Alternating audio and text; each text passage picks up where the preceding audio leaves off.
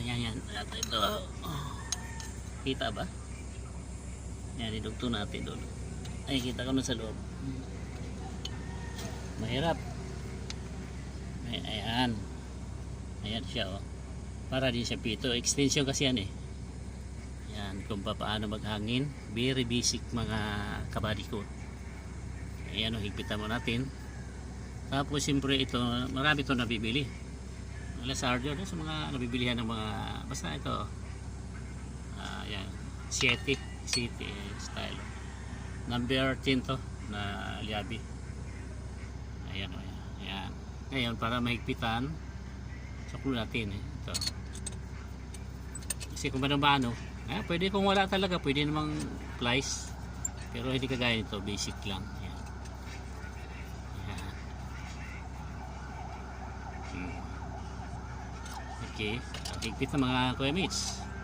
Tapos yung panghangin natin ay ito. Yung sabi ko idugtong yan, ito na. Idugtong na to. Bali hindi na nagtago yung pito. Ayan, ay kabit ko na. Ito. Ayan. Pag higpit ito, para pag walang gabit, wala kayong plies, pag higpit ito, ang ginagawa ko ay pagpihit ko dito sa dulo, kasi naglalaro lang yan, medyo ano yan, nagpipli, sabay ko to, ganun, pihit to, kasabay ito para sumikip. Ay masikip na, hindi ko na ginamitan ng plies yan. Ayan, naghangin na mga kuya mates. Ngayon, yung kung papaano tayo maghangin, alam niyo na kung papaano ang paghangin sa mga ganun, sa traktor ganun din, yung hinanginan natin kanina panlabas yun. Tapos ito panloob. Ngayon, malambot to, hanginan ko rin to. Ayan, ito lahat ng mga gulong nilagyan ko ng ganito. Mabibili mo to sa Lazada. Ngayon, magkano bili ko na? 15 yata isa. Lahat ng mga pito sa trailer pati sa traktor ay nilagyan ko ganito. Depensa na sa putik para hindi kalawangin yung trade ba.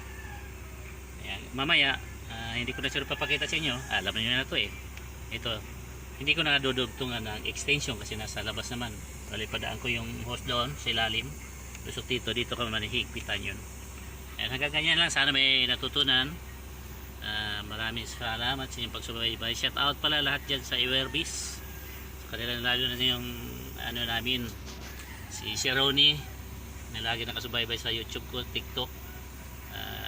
Shout out sa inyo dyan. Kay Ma'am Lynn, kay Sir Reno, lahat kayo dyan. Kay Sir Edison, kay yung bago namin dispatchers, kay Dixter ba? Sir Dix. At kay Ma'am Lynn, kay Eileen, kay lahat sa inyo dyan. Kay Hazel, at saka yung may bago kami dyan. Shout out sa inyo bago ako magwakas.